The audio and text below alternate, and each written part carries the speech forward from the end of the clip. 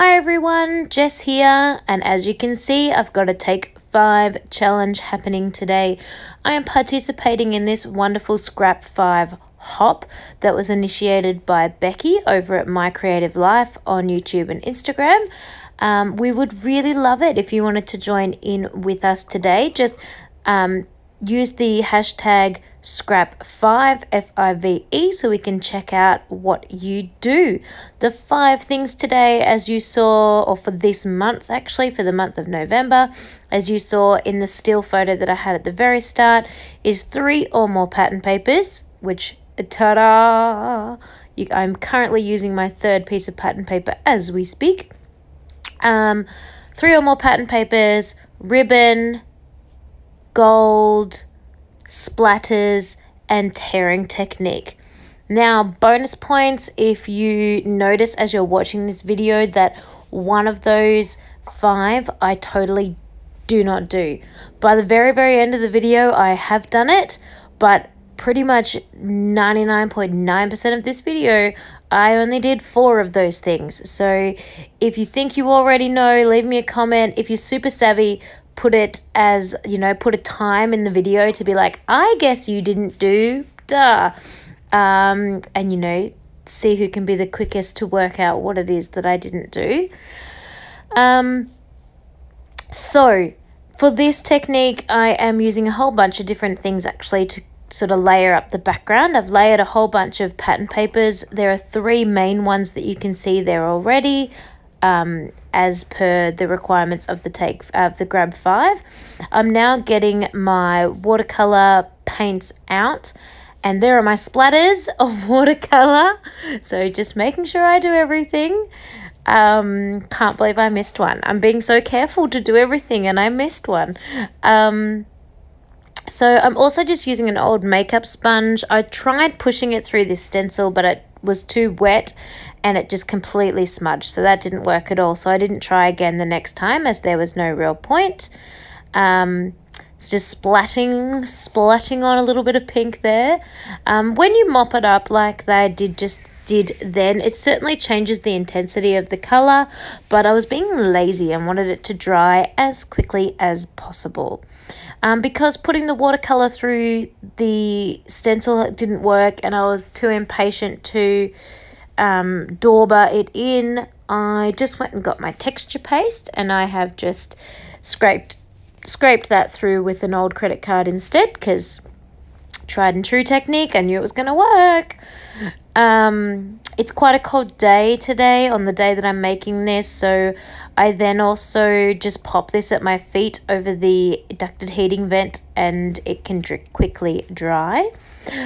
Gold, here is the gold Heidi Shines. That is my element of gold in this layout. So I've almost, I think in my brain, I'm like, bang, smash. 3 pattern papers, splatters, gold. 3 of the 5 are done. No drama there, rocking it. And then I kind of start to forget about what else is going on. Have you guessed what I forgot yet? Let's see. Still plenty of time. So just embellishing it up now. Took me ages to be brave enough to cut ephemera, by the way. I'm just going to put that out there. I was very much ephemera should be used as it comes. Oh, look at that ribbon bow there. Gosh, isn't that ribbon bow really cute? I think they're Amy Tangerine, those word thickers off to the side there.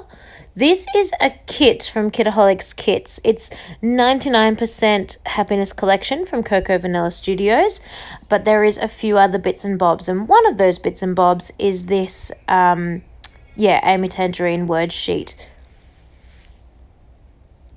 I've also modelled this sort of style of layout off the amazing Jess, who I think is or was or something, a Cocoa Vanilla Studios DT member. Her Instagram is back now. It was gone for quite a while, but I noticed it's back. She must have just taken a social media break. And she is called Mac Girl Creates. So M-A-C-K, I think.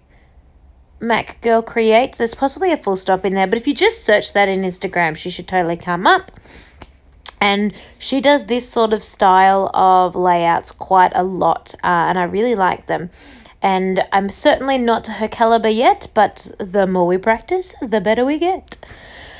So I'm busily adding, these flowers and things are from the exclusive cut apart sheets that come with the Kidaholics kit. So I'm busy just embellishing it up, popping on a little bit of flair. I got my ribbon on, so as I already mentioned right at the start of the video, I forgot one of the elements. So I think I'm done in my brain in terms of the grab 5, but I've only done 4. And it's so frustrating to me now in hindsight because it would have been so easy to tear those layers of paper, but I didn't.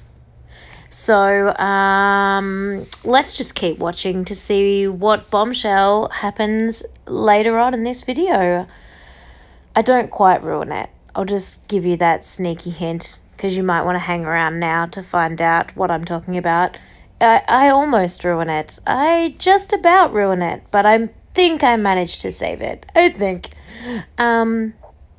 So, just playing. I was going to try and get one of those acrylic hearts on, but bruh, that didn't really work. There's quite a lot going on this layout, quite a lot of textures, quite a lot of dimension. So I think the acrylic hearts were just a little bit something that wasn't needed. Just almost the element shape, the colouring as well. They're quite pale. They're almost see-through. So I just think it was, yeah, not a necessary element for this layout. I'm just going with the heading Explore, because even though he's not doing what you might traditionally say is exploring, he's sort of exploring his boundaries. He's exploring his how brave he is. He's exploring the space around him. He, as a little baby, obviously has no clue of what is going to happen if he crawls off the edge of that high chair. And so he's just, sussing out to see how far he can push those limits. Excuse me. Sorry about that. And the answer is not very far. So just popping on some enamel dots, and I actually take a break from this layout for a minute after that because I think I've finished in terms of the grab 5, but I don't feel finished in terms of the actual layout. So I'm back. As you can see, I added a border. I also added a few more pattern paper layers with some journaling, and so beefed up that cluster a little bit more. Sorry I did that off screen. I'm not really sure why I did it off screen, so apologies for that. But here I am trashing the layout now by trying to add the tearing. And I got quite disappointed at first. I shouldn't have teared that top corner of the page. That was not really necessary. And I was like, oh my God, I've just ruined the entire layout. But I think I'm going to salvage it. I'm just pretending I haven't done that right at this moment, and I'm tearing something different. And I'm tearing what I should have torn in the first place, and they were the layers of paper. So I started by hand tearing that, but because they're all stuck down, it was a little bit tricky. So I'm also just getting in there with my scissors and just distressing up the edges. And I really like it. This is not a technique that I, don't like to do or think doesn't look very nice. It's none of those things. I really like it. I simply just forgot. I forgot to include it. So I actually wish they had have remembered right from the start, because I think the tearing element for this particular layout would have been really cute. And I already felt like it was missing something. It was just so angular and so flat that it actually probably would have lifted this layout really quite well. But I forgot. So because I tore that top right hand bit of paper, I want to actually cover that up now. So I'm just going to mirror that down in the bottom left as well, just so it kind of looks a bit more like I did it on purpose. So just putting a little bit of that sort of sunset orange color, and then another little bit of the blue. And that's actually scrap that I tore from the layers of paper. and then I'm going to fix this top right hand corner as well. And yeah, then we've got the distressed up or, you know, torn up layers of paper near my photo. And I'm finally doing all 5 of the elements now. Yay me.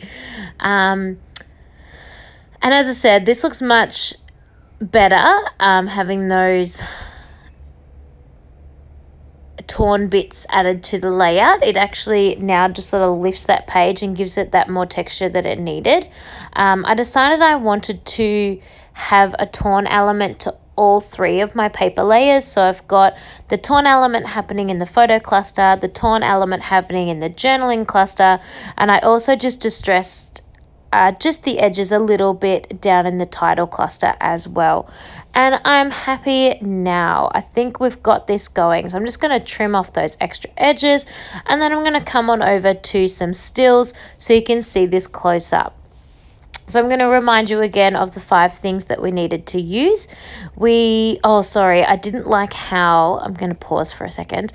I didn't like how sort of stark that orange was up in the right hand corner.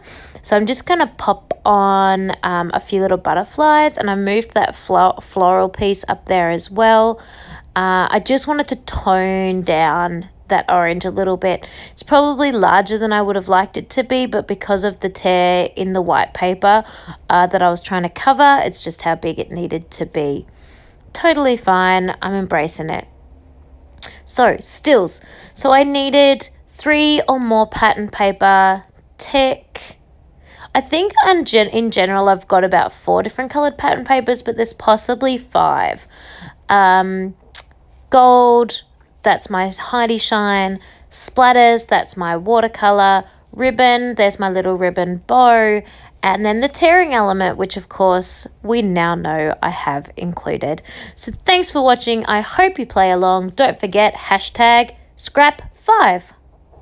Thanks everyone, and I will see you next time. Bye.